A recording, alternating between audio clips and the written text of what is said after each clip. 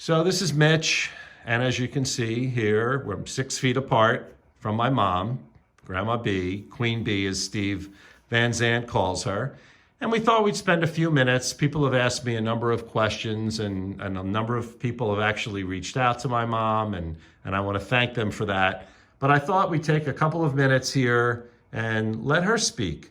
So, Mom, the question everybody's asking, how are you doing through this crisis? I'm doing as well as can be expected, like everyone else. I'm coping and I'm handling it because that's the only way to go. Otherwise, you may just as well close your eyes. So you've got to just keep going. And I want to explain the shirt. Yes, please. My granddaughter, Jessica, made this for me for my 90th birthday. It's a baseball field, as you can see, and all of my great-grandchildren are mentioned. And I'm wearing it today because it's a special day because Mitchell's going to do this little video for me. So now I'm going to sit down. And it, of course, has a baseball field, and Yes. Typically you would be sitting watching the Mets right now. Oh yeah, I do miss my Mets. It's been very hard because it always gave me something to look forward to. I did get to watch the preseason, but you know, it's always better when you're right there.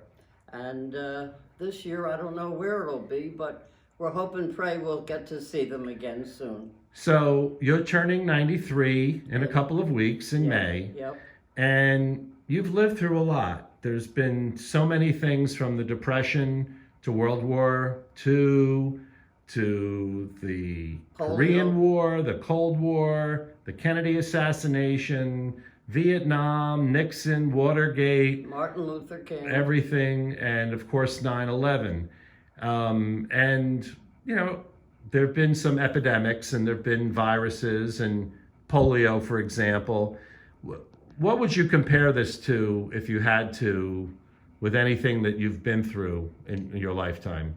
I don't think I could compare it to anything. I have never witnessed anything like this. Never in my lifetime, because I always felt we lived in a free country. And it is a free country, but I've been in for almost 6 weeks. I haven't been out, maybe on the front porch when it was a warm day, but nothing like this, where even my family, they hesitate to visit because they don't want to get me infected. And I realize that. And luckily, I've been fortunate getting my food through my good supermarket, King's, and I have a good neighbor who drops off, and Mitchell has brought stuff, and Diane, they brought things, but the bigger things I do with the market, thank goodness. So I know I'm well fed and I'm well taken care of. And right now I do have somebody with me, so it's not so lonesome because I do have a big house, and at least there's somebody here to help. Mm-hmm. So many people have been thinking about, you know, some are quarantined by themselves, some are with family, some are with friends, some aren't with their kids because they live in other locations. But there are some people that, if they could choose who they would want to be quarantined with, maybe you give us 3 names of people that you wouldn't mind it if you had to stay home for a few weeks with them, or a month. Who would they be? Well, aside from my family and friends. Right, of course. Well, and they have to be living, you Right. said. Well, I think I'll start out with George Clooney, because he's such a good-looking man, and he looks like he's a kind person. And I always remember him from ER. And I just like the way he operates and the way he looks. You know, he just played a doctor on television. I know, He couldn't he really wasn't treat a real you. doctor. But yeah. I don't know if he's helping out.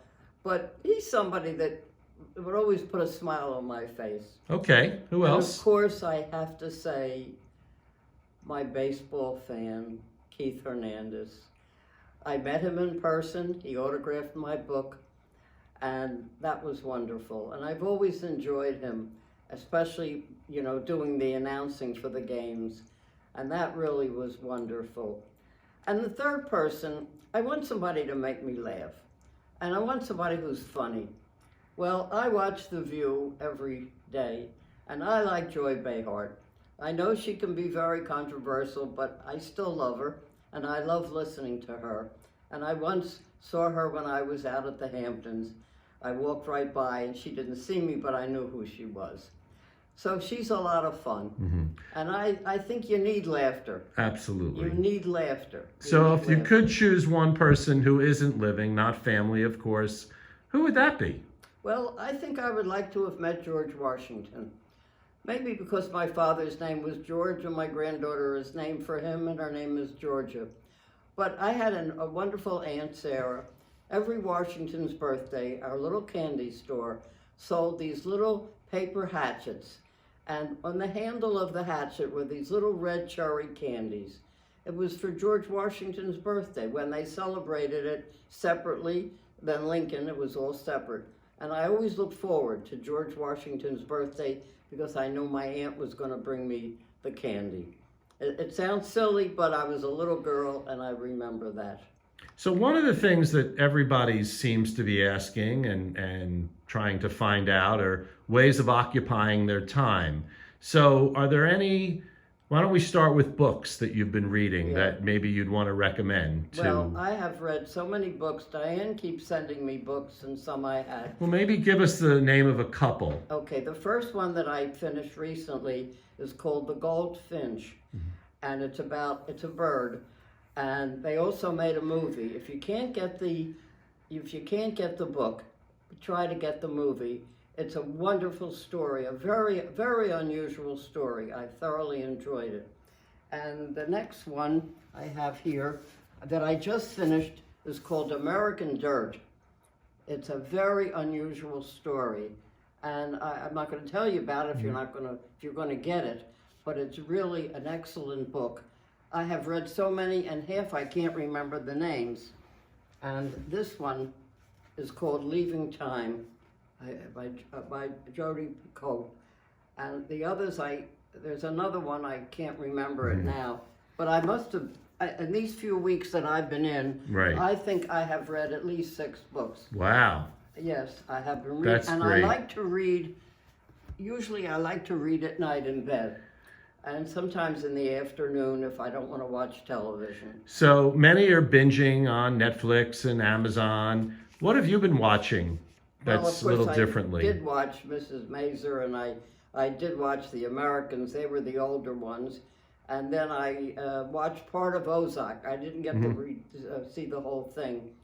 But my son Jeffrey sends me DVDs. And today I was watching Gigi. And it's a beautiful movie. And trying to remember some of the others, but I've just been, watching, reading, and trying to talk on the phone.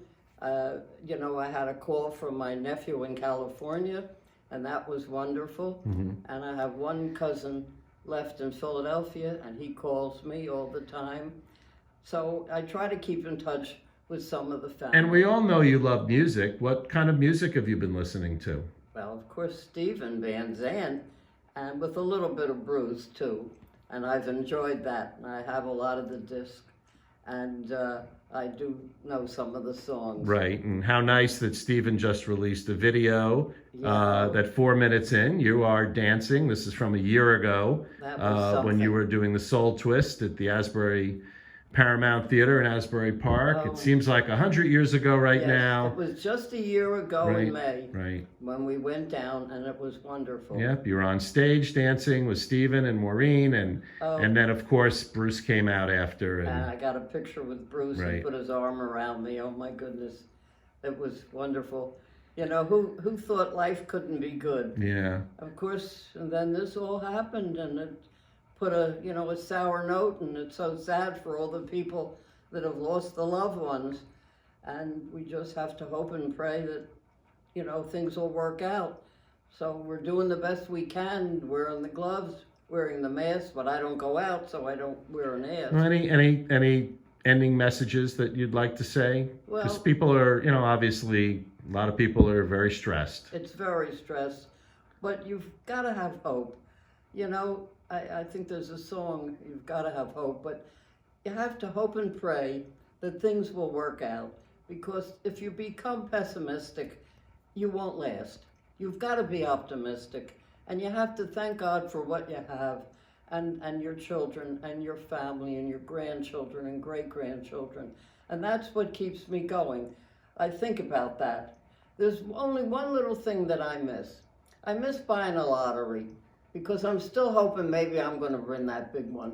Well, But I haven't been out, and I don't want anybody to go in the candy store and get it for me. all right. Well, When hopefully, it's over, I'm buying a few. hopefully we're here on April 11th, and hopefully within a month or two we can get out and at least get lottery tickets and Right, and hope- you promised, Mitchell, you take me down to Klein's in Belmar and have a good lobster dinner. I certainly plan on getting to the Jersey Shore at some Okay. time this summer. They're gonna, I don't know how much longer I'll be able to I- be trapped inside, but Yeah. that's somewhere we'll go. Well, thank you very much for Oh. spending time. And anything else you want to say to your fans? You got a lot of fans out there. Well, they've all been wonderful. I appreciate all the comments and everybody thinking of me. And believe me, that does an awful lot for an old lady, almost 93. Hard to believe, but that's what I'm going to be. And but I'm here, and my loved ones are all, caring for me and thinking of me. So that's all I want to say. And just God bless you all, and stay well and stay safe. And please, just listen to the ones that know what they're talking about, and they'll direct you the right way, and everything will work out. So thank you again, Mitch. This was wonderful. I love doing this, and I hope everybody will enjoy it. So God bless.